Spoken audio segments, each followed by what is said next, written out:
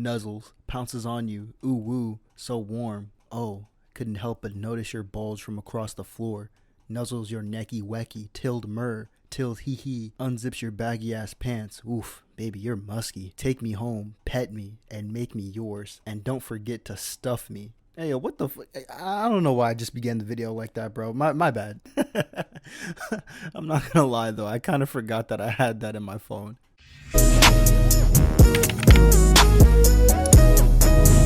Alright, what's going on, everybody? Welcome back to another video here on the channel, and today we're going to be going over one of the stupidest videos that we've probably gone over in a while. Honestly, it's not even that the video itself is stupid, it's that the takes in this video are just retarded, dude, alright? And oh yeah, I just used the R word, sue me, okay, sue me. It's retarded. A lot of you guys by now have either heard or have gone to see the actual movie, Spider-Man Across the Spider-Verse. It's one of the biggest movies out right now. It's the thing that everybody's literally talking about and pushing everybody to go see, for a good reason too. It's a pretty good movie, honestly. I went to go see it the day before it came out officially, and yo, let me tell you, man, like, it kind of knocked the first movie out of the park. And I don't even think it's a contest whatsoever. I think the only thing that the first movie has, in my opinion, over the second movie is the Sunflower soundtrack, and that's pretty much it. But just like you've been hearing, this is the most Spider-Man movie that there ever has been, literally.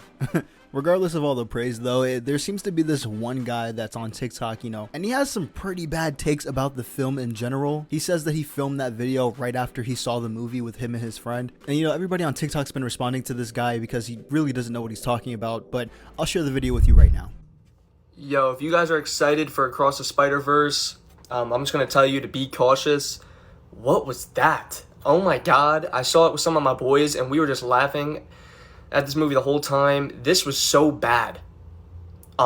First of all, that ending, like it being a first part, like Infinity, for example, like that's a part one, but it had a fitting ending to be its own movie. This did not feel like a movie. It felt like a bunch of filler. Like, oh my god.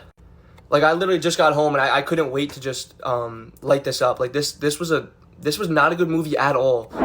Okay, so before we even get any further, the first thing that I want to point out is that this guy has more comments than he does likes. We all know that that is a terrible ratio. 10K to 4,000 likes, like that's insane, bro. You kind of know you messed up when you have something like that. Regardless though, the first point that he makes is probably something that I can sort of agree with, because going into the movie, I kind of already knew from somebody else's review that the movie would end off on a cliffhanger. And so I already knew what to expect sort of at the end. But I guess for somebody who doesn't expect that and who wasn't told that in the beginning, I could see how you would not like the ending of the movie, not the movie itself, and would probably prefer for Spot, the main villain, to be defeated at the end of the 2 hours and 30 minutes, which is the runtime. Like the first one, I heard some people say the first one's woke, and I laugh at them. I don't think the first one's woke at all. It's just different, obviously. Like, it's not Peter Parker, it's Miles Morales. You have Gwen and stuff. Like, that's not woke. This movie felt like it was trying to have representation and diversity more than have good writing and be an actual movie itself. Like, it's actually crazy. Like again, sorry, my hair looks like shit. Hold on. And here he goes with the list of bad takes. This is the first one. And it's honestly one that I really don't understand, okay? And I really don't understand it because throughout the years, Marvel and Spider-Man himself have actually gotten more popular. And more people, you know, even though they might not be into comic books, they still kind of know about Spider-Man and his different variants, especially Miles Morales, which honestly is probably the most well-recognized Spider-Man other than Peter Parker himself. And while I don't expect everybody who goes to see superhero movies to know anything about the comics, it just really would help, because then you wouldn't say stupid shit like this. Like, all throughout the comics, right? If you're dealing with the Spider-Verse, you're gonna run into Black Spider-Man, you're gonna run into Mexican Spider-Man, you're gonna run into Spider-Women, white ones, black ones, Latino ones, Indian ones. Like, you know what I'm saying? Like, it's a multiverse, bro. And it's kind of like, you know, it's like an obvious thing, right? It should be so obvious to the point where it kind of makes me think that this entire video was rage bait. Like, the points don't make as much sense as they should from somebody who is actually critiquing the movie. Like, for example, right, you could see in the background of this video, right, he has the promotional art for the Spider-Man Across the Spider-Verse movie, right? And all of those Spider-Men, even the ones in the back,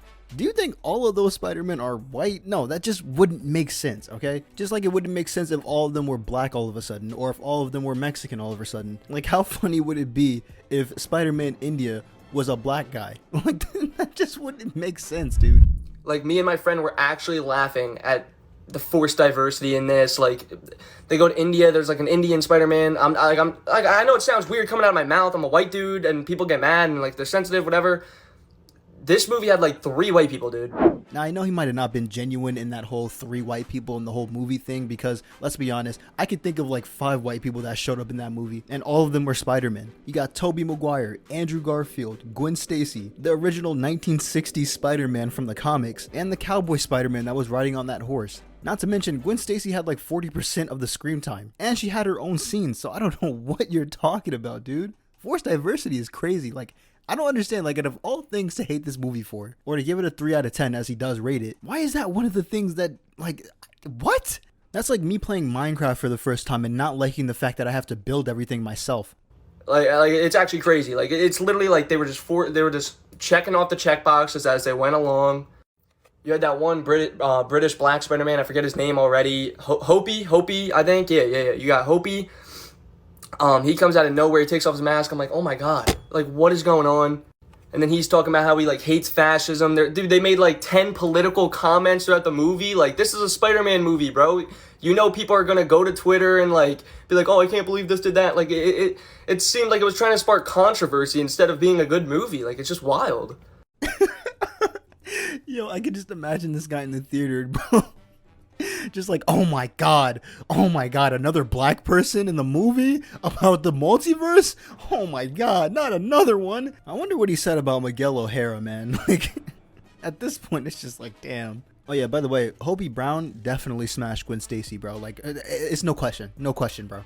And with that whole political thing that he was talking about, like, I mean, if you kind of read the comics, or I understand, like, not everybody reads the comics, but I'm just saying, once again, this would help, and you wouldn't make takes like this if you kind of knew what he was, like, about, you know? I mean, it also kind of makes sense. He's, like, kind of like an edgy rock star kind of thing, so he's gonna definitely make a lot of political statements and be like for anarchism and whatnot. So, and also, it's not even like everybody in the movie was making a political statement. It was literally just him, and he was just making jokes about it the whole time. The comedy did not hit. I was actually laughing at how bad some of the jokes were. Like, this movie literally felt like filler, as I said. I know it's a first part, but it doesn't even feel like it deserves to be a first part. Like, there was like 10 moments where I was like, okay, the movie can end here. Is it going to end? And then just kept going. I thought the pacing was horrible. We didn't even see Miles. We didn't even see Miles for like 20 minutes. And then we didn't even see some like good Spider-Man action until like an hour. We saw like Miles' family life for a long time. Like, I thought the pacing was not good. And this is a prime example as to why fans don't write movie scripts, okay? Because if we had that happen, then Spider-Man Across the Spider-Verse would have been a 1 out of 10, okay? If that had happened, if we didn't get to see any of Miles' life, any updates from the first movie, and especially any updates on how Gwen Stacy's home life is in the other dimension, which honestly was a pretty interesting thing, and it actually kind of tied in with the movie and the whole plot about canon events, and it kind of made you think that, you know, Gwen Stacy is going to have to go through the same thing that Miles Morales is facing right now. Like, I'll tell you something right now, bro, and this is like me not even being a writer, this is me just having common sense, right? A movie, especially an action movie, knows when to put action in scenes and when to slow it down, okay? Especially in a Spider-Man movie or in a superhero movie, you're gonna want to see other parts of their life, not just the whole fighting villains and taking them to jail and watching them break out and fighting them over again and doing this and that and the third, right? It's gotta have a certain flow to it, and this movie did it greatly. However, I do, want to preface that I did agree with the first point, how the movie ended kind of abruptly, but I kind of understood that already going in, so it's not really a problem. So yeah, that's pretty much it for his video. I remember watching the first Into the Spider-Verse, and I didn't really rate it as high as this one, obviously, because, it lacked the cameos, it lacked a lot of stuff that the second movie had, which, of course it did, which kind of led to me not really liking the first movie as much. I mean, it's cool that Miles Morales is on the big screen and whatnot, but, the second movie definitely takes it for sure. And it honestly makes me think how they're gonna top the second movie with the third one, because in my opinion, there was just like too many cameos and too many guest appearances. I know Spider-Man has a long history, he's been out since like the 60s, so I mean, they could definitely pull something out of their ass, I guess, but it would just make sense for me, at least, to put the cameos as much as you can in the third movie. Anyways, guys, that's gonna be it for me today. Hope you did enjoy. If you did, hit that like button. If you want more content similar to this, hit that subscribe button. I'll see you in the next one. Peace.